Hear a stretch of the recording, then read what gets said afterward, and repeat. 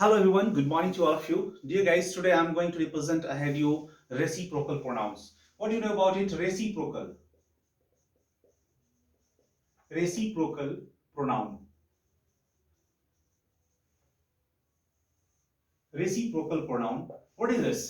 देखिए, ये परस्पर बोधक सर्वनाम होता है, परस्पर सौहार्द प्रेम को दर्शाने वाला प्रोनाउन होता है। एक बार क्या हुआ था, इंग्लैंड में कुछ लोग, एक फैमिली के लोग आपस में बैठे हुए थे, उनके मन में एक भाव आई कि हम लोग बैठ के आज रामायण का एपिसोड देखते हैं। तो सभी लोग बैठ के देखने लगे। उसका प्रसंग जब इस जगह पे पहुंचा जहां पे राम को वनवास मिल चुका था और राम को वनवास दिया गया था, उद्देश्य यह था कि भरत को का राज्याभिषेक हो। मैं शॉर्ट में कहानी को कंक्लूड करता हूं।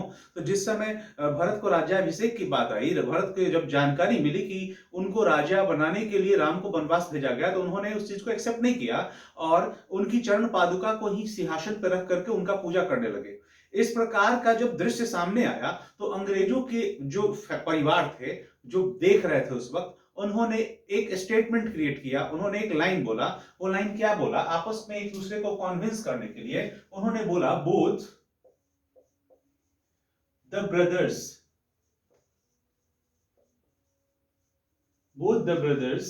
Love each other. Both the brothers love each other. यहां देखिए, ईच अदर का आना यह बतलाता है कि यह रेसिप्रोकल प्रोनाउन है।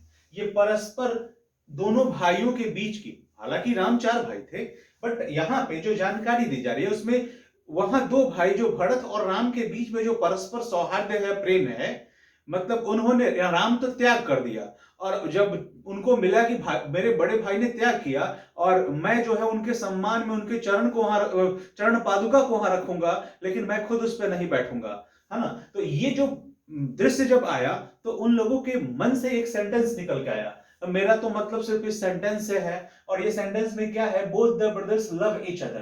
तो दोनों भाई जो है एक दूसरे को वाकई बहुत ज्यादा प्यार करते थे, एक दूसरे के प्रति बहुत ही सम्मान और सौहार्दपूर्ण भावना दोनों के अंदर थी, इसलिए ये स्टेटमेंट यहां क्रिएट हुआ।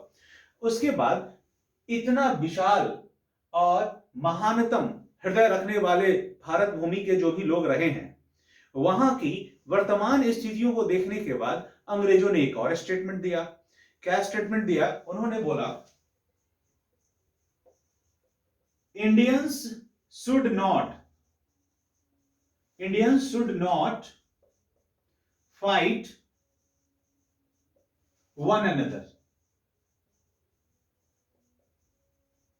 Indians should not fight one another. यहां पे जो वन अनदर का प्रयोग हुआ है, यह भी अपने आप को क्या नॉमिनेट कर रहा है? यह भी नॉमिनेट कर रहा है कि मैं भी क्या हूं? मैं भी रेसिप्रोकल प्रोनाउन हूं। यानी भारतीयों को आपस में मतलब झगड़े नहीं करने चाहिए, लड़ाई नहीं करनी चाहिए, है ना। क्यों? ये मोटिवेट हुए कि यह भारत भूमि वही राम और भरत की भूमि है ना। मतलब इस प्रकार के सौहार्द रखने वाले किसी भी जाति, धर्म, मजहब के लोग क्यों ना हो, जो आपसी प्रेम और स्नेह की भावना में एक दूसरे के प्रति समर्पण की भाव रखते हो, और वहां पे रहने वाले लोग अगर इस प्रकार का सिचुएशन क्रिएट करें कि आपस में ही लड़े, है ना, मतलब normally a piece of land becomes a bone of contention between two brothers, ये स्थितियां नहीं होना चाहिए। जमीन का टुकड़ा 2 भाइयों के बीच में झगड़े के विषय वस्तु बन जाए, ऐसा स्थितियां नहीं होनी चाहिए। आपसी सौहार्द और प्यारपूर्ण भावना जो है बनी रहनी चाहिए। इसके लिए यहाँ वन अनदर आया है ना। तो ईच अदर, वन अनदर, ऐसे जो संवाद अगर आते हैं तो ये अपने आप को रेसिप्रोकल प्रोनाउन यानी परस्पर बोधक सर्वनाम के रूप में ये जाने जाते हैं। तो आज इस प्रकार से ये प्रोनाउन का जो 8वां पार्ट था उसकी भी जानकारी मैंने आपको दे दिया।